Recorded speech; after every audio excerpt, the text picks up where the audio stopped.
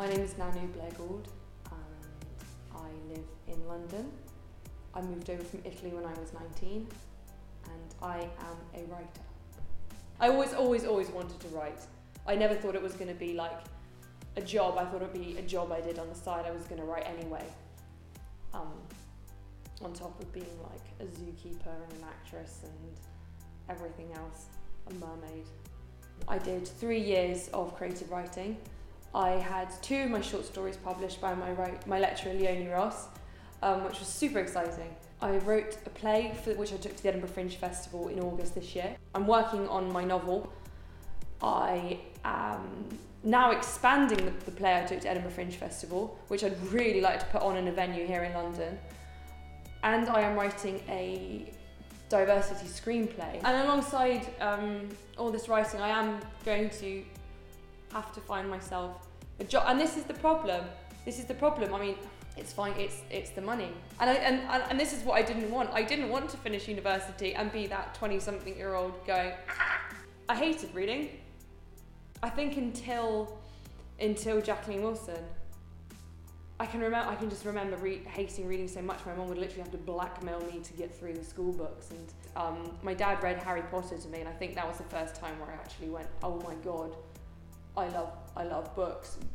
But sitting down with a book like Harry Potter was not what I wanted to be doing. I wanted to be running around in the garden. But then I read Jacqueline Wilson, and that was easy. That was interesting. Not like my school books I was reading. That was great. So after that, yeah, I read a lot. My favourite author, and I still have to read something that's blown me out of the water in the same way, was his Dark Materials trilogy by Philip Pullman. Those were my favourite books, and I think they still are my favourite books. Actually, I think biggest credit, Jacqueline Wilson, because she wrote in a way that just made me think, I can do this. She wrote as a young, most of her stories are told from point of view, first person, from a young girl's point of view, and that was me when I was reading them. So that definitely made me think, I can do this. I'm a young girl, I can write. It's stupid to think that being a woman would be a hindrance. I mean, why wouldn't we be any less creative than a guy? No, absolutely not. In my mind, I had that sort of concept of seeing writers as scholars. So you imagine writers as men sitting at their mahogany desks with cigars and drinking whiskey, who look a little bit like John Hurt and Ian McKellen. I mean, that's honestly how I thought writers all looked. I don't know. It's kind of. Is it a thing? Was it just me? I was just how I imagine writers. I was such a copycat author when I was younger. I wrote, all my stories were as if I want someone to be able to read them and think that is Jacqueline Wilson. And then I think that's what you do all the time though. You know, when you draw, you have a particular illustrator in mind and you want to copy their style.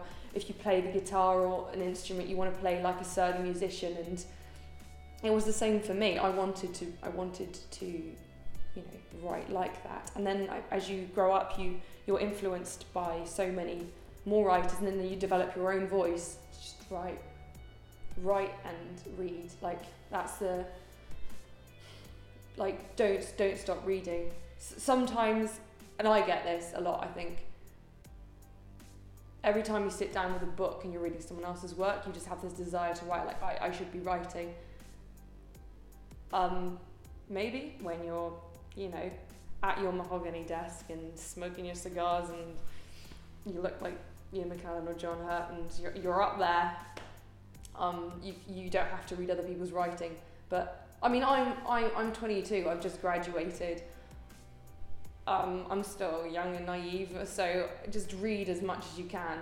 Read and write, like constantly write. I would say the best thing to do also is keep a diary and just keep it as your own diary and just write in that every day and write all that garbage. Before you write anything else, just write everything you can into that diary, and it will just become like all the superficial thoughts, which might seem deep and incredibly meaningful in your head and have to be part of your story, but I promise you, once you've written that into your diary or on some paper that you can burn afterwards, it won't be, and you'll have just this, you'll just feel a lot more relaxed, like you've had a rant to a friend, and you just feel a lot more relaxed and better, and what goes in that story will be like sheer creativity and a lot more meaningful, better stuff.